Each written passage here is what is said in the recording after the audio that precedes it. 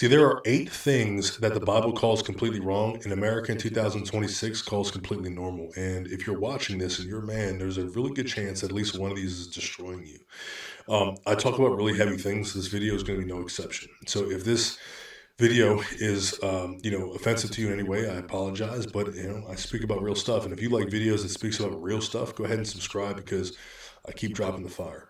The first thing we're going to talk about that the Bible calls completely wrong is abortion. See, in the Bible, they don't use the word abortion, but sacrifice is definitely used, right? When you sacrifice to Baal, well, you would sacrifice children.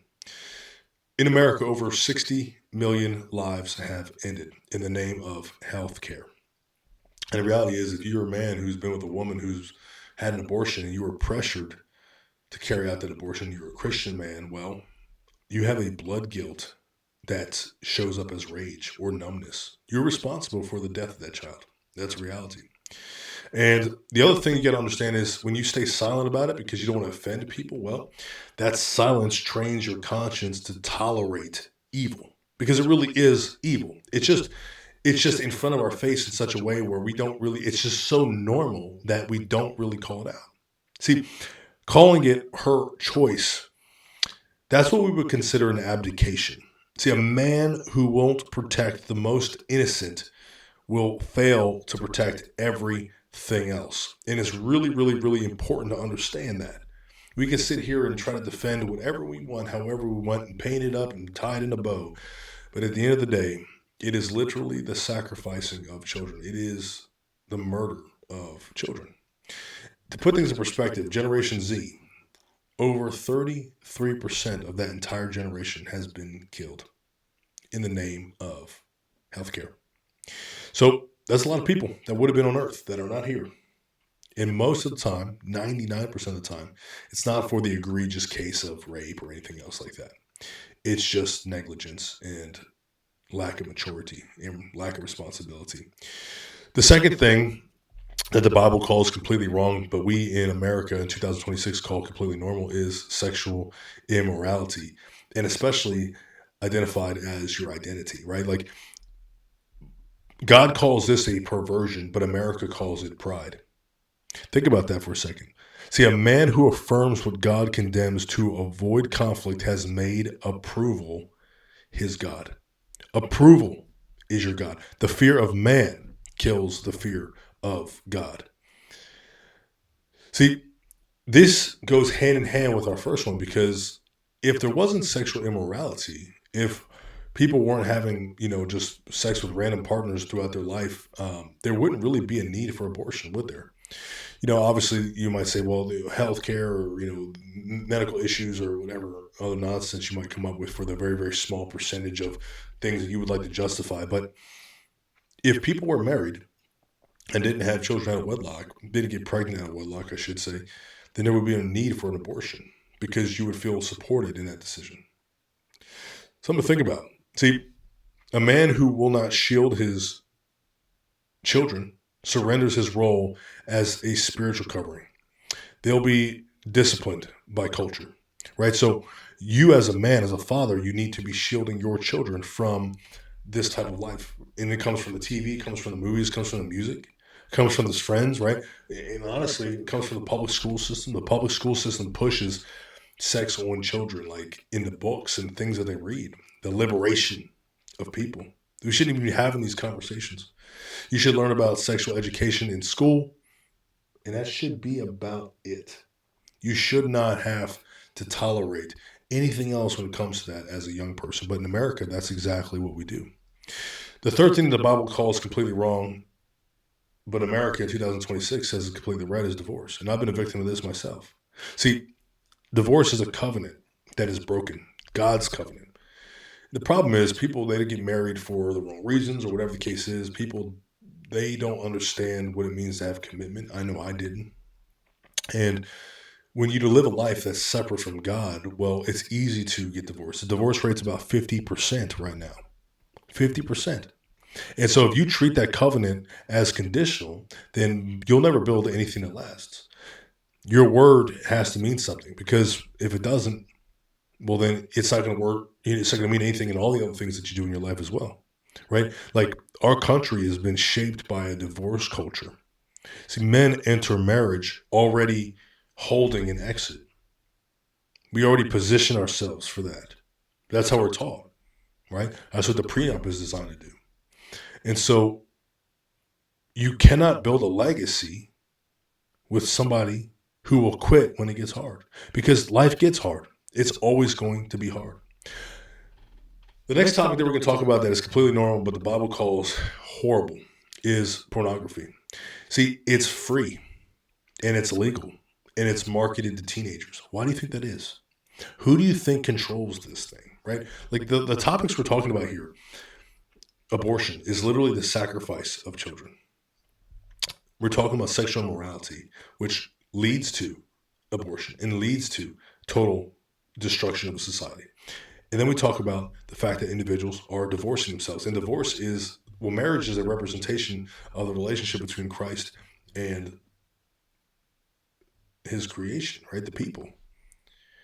And so if we have a large amount of people getting divorced, well, then now that's normal, right? Like, the separation, we want to break that apart, because then that's my point is, in the pornography, like, my point is, who do you think is creating all this? Why are all the bad things free and easy? Who's pushing all this? It's the devil, it's Satan, right? And if you don't believe me, let's just get into more things that are free and easy to get, right? For example, the Bible calls usury and predatory debt bad, but yet we continue to take advantage of 17-year-old kids going into a 4-year university like Boston University. It costs $90,000 a year, right? Think about that. And they just keep repeating the cycle, no matter what you say. The education system keeps pushing them there. You find yourself in a situation where, the Bible says that the borrower is slave to the lender. And America has built $1 trillion industry on keeping some people enslaved. And I wouldn't say America as an institution, I would say some Americans, but really those people are run by, again, the devil, Satan.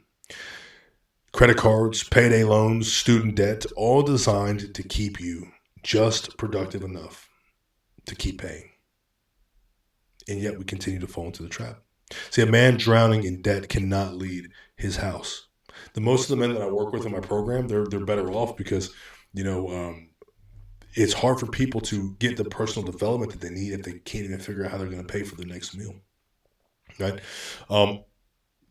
Think about some other things that we do that the Bible calls terrible, right?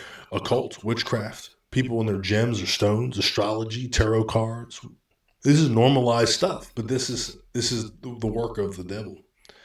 It's really, really clear, right? God calls these things detestable, not edgy, not harmless, detestable. And so a man who has played with these things, or has a woman who plays with these things, has never actually renounced them. He's wondering why nothing in his life is breaking open, but it's because you're in the devil's playground, right? Materialism is the next one we'll cover, right? Materialism, covetousness.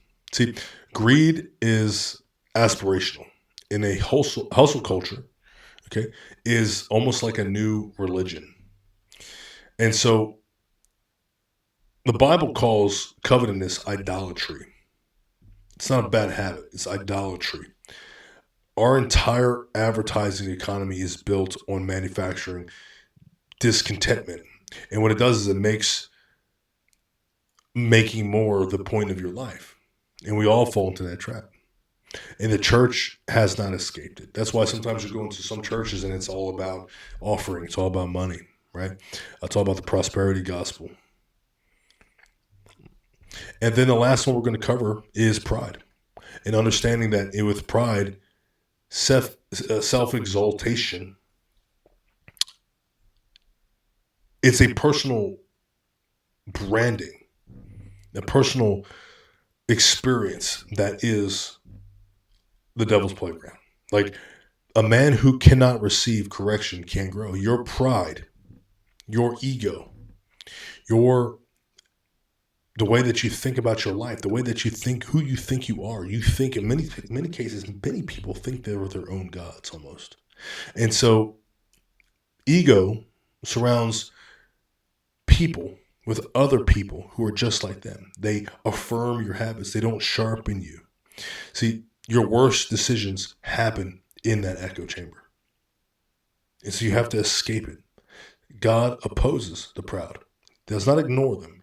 He does not tolerate them. He opposes it.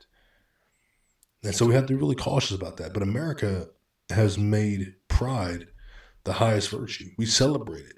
We hashtag it. We put it on our profile. Happy Pride Month. Interesting, right? And so I sum all that up by saying that every single one of these things has something in common. They're all designed to worship the devil. All of them. They're all designed to worship Satan. From sacrificing children all the way down to sexual immorality and pride and covetousness, materialism, witchcraft. Like, these things are just being absolutely passed around our society and destroying young people, destroying the minds of our youth, and that are growing up into being a lot like us, generation after generation. The best thing you can do is surround yourself with people who will help you grow, build, and win. Continue to stay in the Word of God. Continue to strengthen yourself, build yourself, and grow as a man or a woman if you're watching this. And I want you to go ahead and decide if you want to stay average or if you're ready to step into a world of true exceptionalism. Go ahead and check the description of this video if you'd like to work with me directly. I'm going to put a link to my community in there. Come join us. Come work with us. I'll give you a 7-day free trial. See if it's a good fit for you. Do not be average. Do not live in this life of mediocrity and sin and chaos. We're better than this. We are. The world is falling apart. And we can do and we need to do better.